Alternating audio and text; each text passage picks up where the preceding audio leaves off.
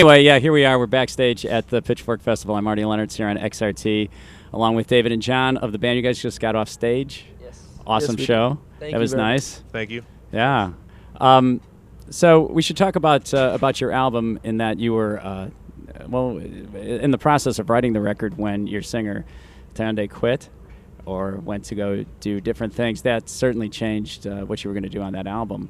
And you brought in other singers. How did you come to the idea to continue with other singers like you did? How did we arrive at the idea the singers that we actually chose? Well, just to come with the idea of having different singers for those songs, and I wish I could say that there was this great elaborate plan from the get-go, but we were really making up things on the fly and trying to reassess who we were going to be, and figure out how we can keep moving on. And because undoubtedly, like, we knew that we had to keep moving on. It was just like, how are we going to do that? So bringing in singers was, I think, the most logical decision for us to make, and easiest. Easiest, ironically enough. Yeah. It was simple. You guys aren't singers. I didn't have the work ethic to go to singing classes. I tried, but I got the thumbs down. It was kind of like American Idol kind of thing. You lost. I auditioned in front of Dave and Ian, and they were sitting at a flatbed table, sort of like this. Giant cokes. And I was on stage at a stage. We rented a place, and I just didn't make the cut. Well, you must have been crushed. We did have time for that, which is strange. Yeah, we had plenty of time for that. Yeah. We had time for that, but well, there must have been a time when all this was going on that you sort of questioned whether the band could continue. Did you, or was that never an option? Not an option. Yeah. Failure is not an option. no way.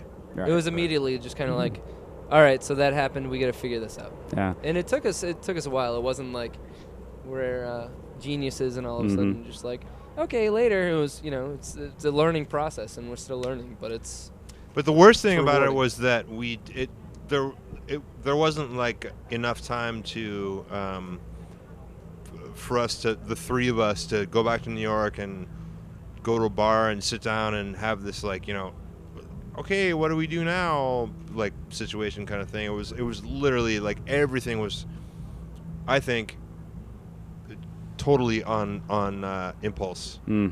So acting on impulse. So when you brought these singers in, though, they brought in the lyrics to the songs. Is that how that worked? Yeah. And you ended up with some really interesting singers. Gary Newman. How did you get hooked up with Gary? Gary Newman is an interesting guy. Yeah. And the song is called My Machines, and that's because those are his lyrics, so this took them out of that. I mean, and Kazu is from Blonde Redhead is talking about, for the song Sweetie and Shag, Kazu is in Blonde Redhead, and her lyrics are talking about she's really into horses, and she owns a horse in upstate New York or something like that. And like an hour. the lyrics to the song of Sweetie and Shag are about, Like, the guys and the girls were starting to fall in love with each other at the horse stable. the stable, And they were like, why? people. Like, Rose, like, I think I like Rose, and then she's like, Rose the girl, what do you do? And, like, really bizarre, like. And I don't think she was really, at the end of the day, I don't think she was like, I gotta get this in a song. I think she just kind of melodically was like, working with us, and we were like, when the song was done, we were like, what are you talking about? She's like, oh, my horse stable, and these kids fall in love. Oh, well, things are weird at the stable. it was sometimes. like super vague. And then she left. So we picked her up in Manhattan. Blonde Redhead, know her, whatever. Picked her up in Manhattan, drove her to Rhode Island to the studio. She banged it out in like one night. It was amazing. And then the next day, she took the bus home back to New York, and we were like, oh, and by the way, like, as she was leaving, we were like, kind of like, so what are you talking about on this song? Like, and she's like, well, there are these two there's a boy and a girl, and they like each other, and they're at my horse stable, and they can't figure out love or something. Goodbye. So I figured I'd give the song to you. So, Well, she's playing in town Monday night at Millennium Park at Pritzker. Blonde Redhead are in town. They're an awesome band. Yeah, They're yeah. really awesome.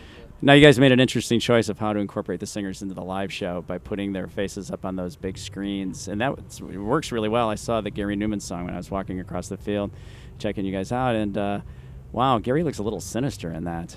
Yeah, I love it. It's cool. Yeah. So how did you come up with the idea for that? Who's brainstorm?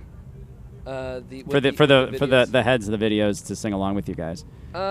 We were trying to figure out like the best way to approach touring with vocals, and if there would be a vocalist to do it. And really, I think part of what we wanted to accomplish with vocals on our album was to have like some popular vocals and some more experimental vocals. And it's really difficult to try to figure out a person that could do all of that stuff. Yeah. You know? So I think it was really just kind of like working with within the process of like how can we pull this off, and like, yeah, technically we can sample these vocals, like these studio quality vocals, but we didn't want some disembodied voice coming in like out of nowhere and the audience be freaked out. So it was really just about like taking the battle show to another level and like incorporating vocals and having some video to sync with that disembodied vocal, so that you can visually attach yourself to this thing. And it's all like, you know it was important for us to have the screens on stage and everything to be integrated so that it's all part of like our live show, and it's not like we're just like some shoegazer band and you're watching a movie of this like huge dude singing above us. Right. It's like should be all part of like what we're doing. No, he seemed like he was right there. Yeah. Now for the song Atlas, it seemed like the vocals were different. Were aren't the original vocals? Was that like a children's choir or something? That's what it sounded like. Exactly. Exactly. Wow. You had kids sing that? Seriously? Yeah. Wow. From where? In London. Wow. England.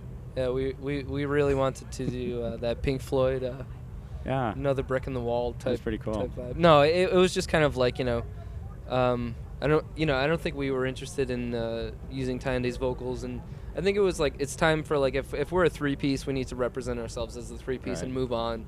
And it's important for us to kind of like, if we're gonna play old songs, it should be fresh, and it should be like, it should still be the same song that people would want to hear, but it's important for us to kind of like reinterpret them so that it's more adaptable to what we're doing. And well, instrumentally, you guys are so like amazing. It's undeniable what you do, and it's like there's so much going on, and you hear something different in every song. It's pretty cool. You guys are your own thing for sure. There isn't much else like Battles. And you're from Chicago. Is that true? You're living in Chicago? I grew up in Boston. After I graduated from school, I moved to Chicago. Yeah. With now, the hopes of making it. Was that your actual address that you invited everyone to come and party? That was or Ian. was that a friend that of yours? was Ian also lived in Chicago as well, and that was his old address. And he used to live there with the bassist from OK Go. And then both of them kind of like moved out of the city around the same time. But yeah, I'm sure that house might have some people ringing their doorbell. People might show up tonight. Yeah. Well, it's great. Well, thank you so much for stopping by. Yeah, your set was amazing, and hopefully you'll be coming back to Chicago soon. Play an indoor set or something. You guys have plans for that? Yeah, we do. In October, I believe we'll be back. Oh, good. Yeah. Well, we'll look forward to that. So, we're backstage at the Pitchfork Festival with Battles here on 93xrt.com. We'll be back later with more. Thanks for talking to us.